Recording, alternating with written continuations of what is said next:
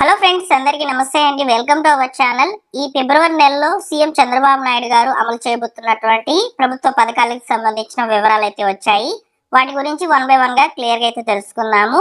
So ముందుగా చూసుకున్నట్లయితే ఫిబ్రవరి నెలలో ఇవ్వాల్సినటువంటి పెన్షన్లను ఒక రోజు ముందుగానే ఇచ్చారనమాట. సో మనకు నిన్నటి రోజున అయితే పంపిణీ అయితే జరిగింది, జనవరి 31వ తేదీన. సో ఈ రోజు ఫిబ్రవరి 1 సెలవు కాబట్టి ఈ రోజు పంపిణీ అయితే లేదు. సో తిరిగి మళ్ళీ కూడా ఫిబ్రవరి 2వ తేదీ సోమవారం నాటికి ఈ యొక్క పెన్షన్ల పంపిణీ అనేది క్లోజ్ అవుతుందండి. సో పెన్షన్ లబ్ధిదారులు ఎవరైతే ఉన్నారో సో ఈ యొక్క ఫిబ్రవరి 2వ తేదీ లోపల పెన్షన్ అనేది తీసుకోండి. ఇకపోతే మనకు ఈ ఫిబ్రవరి నెలలో కొత్త పెన్షన్లకు సంబంధించి అవకాశం అయితే ఇచ్చారు. సో ఈ యొక్క కొత్త పెన్షన్లు కూడా ఎవరైతే డయాలసిస్ రోగులు అయితే ఉన్నారో వారికి సంబంధించి అయితే అవకాశం అనేది ఇవ్వడం జరిగింది. సో వారికి సంబంధించినటువంటి అప్లికేషన్స్ జరుగుతాయి. అలానే మనకు ముఖ్యంగా స్పోర్ట్స్ కేటగిరీకి సంబంధించినటువంటి ఎవరైతే ఉన్నారో భర్త చనిపోయినటువంటి స్త్రీలు, అంటే భర్త ఆల్రెడీ పెన్షన్ పొందుతూ ఆ పెన్షన్ పొందుతూ ఎవరైతే చనిపోయినటువంటి భర్త ఉన్నారో వారికి మహిళ కనుక ఉండినట్లయితే, అంటే భార్య కనుక ఉండినట్లయితే సో వారికి సంబంధించి ఈ యొక్క స్పోర్ట్స్ కేటగిరీ కింద పెన్షన్లు అనేటివి ఇస్తారనమాట. సో వీటి మీద కూడా అప్లికేషన్స్ అనేవి జరుగుతున్నాయి.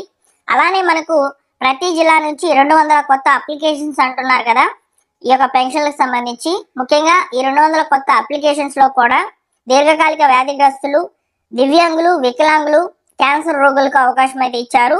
ఇందులో మీరు చూసుకున్నట్లయితే ఆల్రెడీ దీర్ఘకాలిక వ్యాధిగ్రస్తులు ఎవరైతే డయాలసిస్ రోగులు ఉన్నారో సో వారికి సంబంధించి అయితే ఖచ్చితంగా అప్లికేషన్స్ అనేవి ఈ నెలలో జరగబోతున్నాయి. సో నేను తప్పకుండా ఆ ఇన్ఫర్మేషన్ తో ఉన్నటువంటి వీడియో అనేది తప్పకుండా చేస్తాను. కాకపోతే ఈ వీడియోలో మనము ఫిబ్రవరి నెలలో అమలు కాబోతున్నటువంటి ప్రభుత్వ పథకాల గురించి మాట్లాడుకుంటున్నాం కాబట్టి అన్నిటిని వన్ బై వన్ గా టచ్ చేస్తూ వెళ్తాను, ఓకేనా. సో ఇలా కొత్త పెన్షన్లకు సంబంధించిన అప్లికేషన్స్ అనేవి జరుగుతున్నాయి. సో వాటికి సంబంధించినటువంటి ప్రూఫ్స్ తో సహా నేను ముందు రోజుల్లో మీకు వివరంగా అయితే తెలియజేస్తాను. సో ఇవి తప్ప కొత్త పెన్షన్లకు సంబంధించి ఇంకా ఎలాంటి ఇన్ఫర్మేషన్ లేదు. వీడియో పెన్షన్స్ కూడా లేదు. అలానే ఈ యొక్క వృద్ధాప్య పెన్షన్స్ కాదు, అదేవిధంగా దివ్యాంగులు, వికలాంగులకు సంబంధించినటువంటి పెన్షన్లలో కూడా అవకాశం అనేది ఇవ్వలేదు. కేవలం దీర్ఘకాలిక వ్యాధిగ్రస్తులకు సంబంధించి స్పోర్ట్స్ కేటగిరీకి సంబంధించిన వాళ్ళకి మాత్రమే పెన్షన్లకు అవకాశం అయితే ఇచ్చారు, ఓకేనా. సో ఇది కొత్త పెన్షన్లకు సంబంధించినటువంటి సమాచారం. ఈ ఫిబ్రవరి నెలలో అమలు కాబోతున్నటువంటి మెయిన్ గా ఈ పథకం అనేది అమలు కాబోతుంది. సో ఇది ఓకేనా. సో నెక్స్ట్ చూసుకున్నట్లయితే రేషన్ పంపిణీ యథావిధిగా రేషన్ బియ్యము, చక్కెర సో తదితర వస్తువులతో అయితే కొనసాగుతుంది అనమాట. ఇది రేషన్ పంపిణీకి సంబంధించినటువంటి ఇన్ఫర్మేషన్. నెక్స్ట్ చూసుకున్నట్లయితే రైతులకు సంబంధించి ఒక గుడ్ న్యూస్. సో మనకు ఈ ఫిబ్రవరి నెలలోనే రైతుల యొక్క ఖాతాలకు 6,000 రూపాయలు వస్తుందండి. ఒకటి వచ్చేసి అన్నదాత సుఖీబా పథకం ద్వారా 4,000 రూపాయలు, ఇంకోటి వచ్చేసి పిఎం కిసాన్ ద్వారా 2,000 రూపాయలు అయితే వస్తాయన్నమాట. సో ఇక్కడ అన్నదాత సుఖీబా పథకానికి సంబంధించి ప్రస్తుతానికి ఎలిజిబుల్ లిస్ట్ అనేది అప్డేట్ కాలేదు. సో ఎలిజిబుల్ లిస్ట్ అప్డేట్ అయినప్పుడు నేను తప్పకుండా సపరేట్ వీడియో అయితే చేస్తాను, స్టేటస్ ఓపెన్ అయింది చెక్ చేసుకోమని. సో మనకు ఇక్కడ ఈ ఫిబ్రవరి నెలలో రైతుల యొక్క ఖాతాలకు ఫిబ్రవరి 15వ తేదీనైతే సో యొక్క అన్నదాత సుఖీబా పథకానికి సంబంధించినటువంటి 3వ విడత పేమెంట్, అలానే పిఎం కిసాన్ కి సంబంధించి 22వ విడతకు సంబంధించినటువంటి పేమెంట్ అనేది విడుదల కావడం జరుగుతుంది అనమాట. సో నేను తప్పకుండా వీడియో అనేది వస్తుంది. సో ఈ వీడియోలో మాత్రము మనము ఈ యొక్క పిఎం కిసాన్ కి సంబంధించి స్టేటస్ ఎలా చెక్ చేసుకోవాలి, బెనిఫిషరీ లిస్ట్ లో మీ పేరు ఉందా లేదా ఎలా చూసుకోవాలనేది చెప్తాను. చూడండి, బెనిఫిషరీ లిస్ట్ మాత్రం అప్డేట్ అయ్యి ఉందన్నమాట పిఎం కిసాన్ కి సంబంధించి. సో ముందుగా పిఎం కిసాన్ వెబ్సైట్ లో బెనిఫిషరీ లిస్ట్ మీద క్లిక్ చేయాలి. క్లిక్ చేసిన తర్వాత ఇక్కడ మన యొక్క స్టేట్ అయితే సెలెక్ట్ చేసుకోవాలి. తర్వాత సో మీరు ఏ జిల్లాకి సంబంధించిన వాళ్ళు సెలెక్ట్ చేసుకోండి, అదేవిధంగా మీ మండలాన్ని సెలెక్ట్ చేసుకోండి, తర్వాత మీ విలేజ్ అనేది సెలెక్ట్ చేసుకోండి. సెలెక్ట్ చేసుకున్న తర్వాత గెట్ రిపోర్ట్ మీద క్లిక్ చేయండి.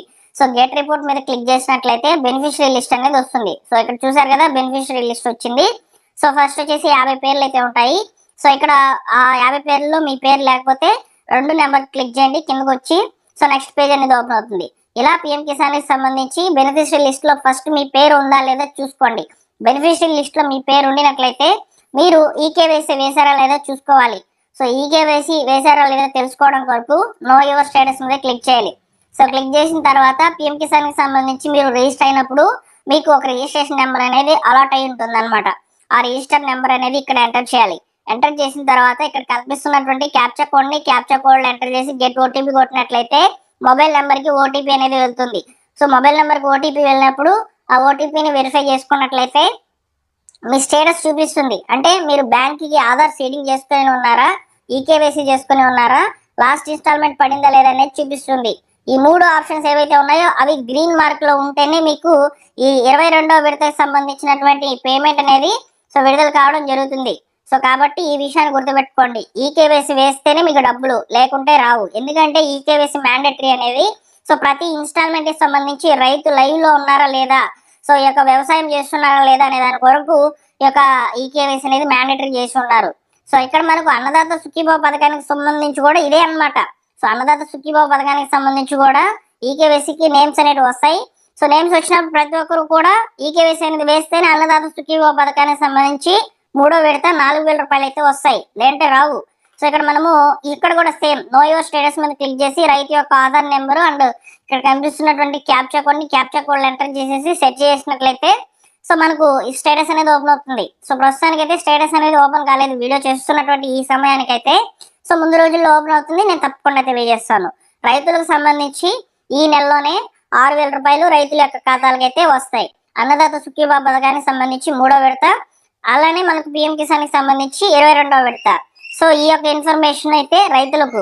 ఇప్పుడు ఇల్లు లేని పేదలకు సంబంధించి ఒక చిన్న సమాచారం ఏంటంటే రాష్ట్రంలో పేదలందరికీ ఇల్లు కేబినెట్ అయితే కీలక నిర్ణయం తీసుకుందనమాట. రీసెంట్ గా జరిగినటువంటి కేబినెట్ మీటింగ్ లో అక్కడ ఏం చెప్పారంటే రాష్ట్రంలో 2029 నాటికి అర్హులైనటువంటి పేదలందరికీ శాశ్వత గృహాలు అందించడమే కూటమి ప్రభుత్వం లక్ష్యమని గృహ నిర్మాణ శాఖ మంత్రి కొలుసు పార్థసారథి గారు అయితే తెలియజేశారండి.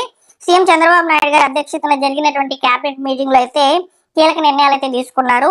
అందులో భాగంగా చూసుకున్నట్లయితే 7,50,000 మందికి ఇళ్ళు అనేటివి 2029 నాటికి అందిస్తామని చెప్తున్నారు. 2.50 లక్షల మందికి ఇళ్ల స్థలాలు కేటాయింపు అనేది జరుగుతుంది. 2.61 లక్షల మందికి జూన్ నాటికి లబ్ధిదారులకు ఇల్లు పూర్తి చేసిస్తామని చెప్తున్నారు. ఇలా ప్రభుత్వం అయితే ఒక పర్టికులర్ గా టార్గెట్ అనేది పెంచిందనమాట. ఈ ఉగాది నాటికి 5 లక్షల గృహ నిర్మాణాలు అనేటివి ప్రారంభిస్తామని చెప్పింది. వాటి మీద కూడా అప్డేట్స్ అనేవి వస్తూ ఉన్నాయన్నమాట. ఇకపోతే ప్రధాన మంత్రి ఆవాస్ యోజన గ్రామీణ విభాగానికి సంబంధించి ఎవరైతే డిసెంబర్ 31వ తేదీ లోపల 2025 డిసెంబర్ 31వ తేదీ లోపల దరఖాస్తులు అనేవి చేసుకునే ఉన్నారో వారికి సంబంధించి అయితే మనకు ఎలిజిబుల్ లిస్ట్ అనేది రిలీజ్ కాబోతుంది ఈ మంత్ లో. అంటే మీ యొక్క ఇంటి దగ్గరకు వచ్చి ఫొటోస్ క్యాప్చర్ అనేవి చేసుకుని ఉంటారు కదా, జియో ట్యాగింగ్ అంటారు దాన్ని.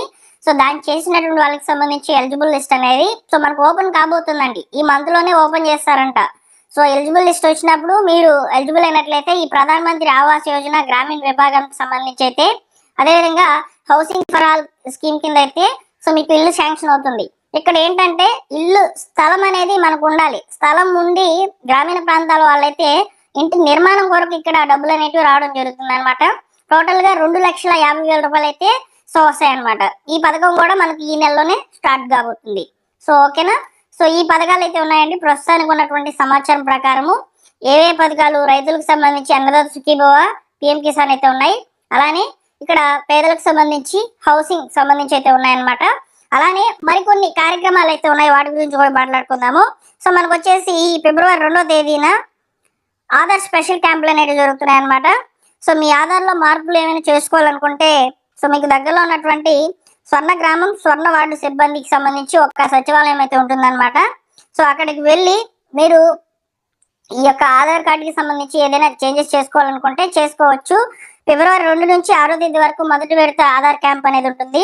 రెండో క్యాంప్ వచ్చేసి ఫిబ్రవరి 16 నుంచి మరియు ఫిబ్రవరి 20వ తేదీ వరకు అయితే సెకండ్ ఆధార్ క్యాంపులు అనేవి ఇస్తారు. ఈ ఆధార్ క్యాంపుల వల్ల యూజ్ ఏంటంటే మీరు ఉచితంగా ఆధార్ సర్వీసులు అనేవి పొందవచ్చు అనమాట.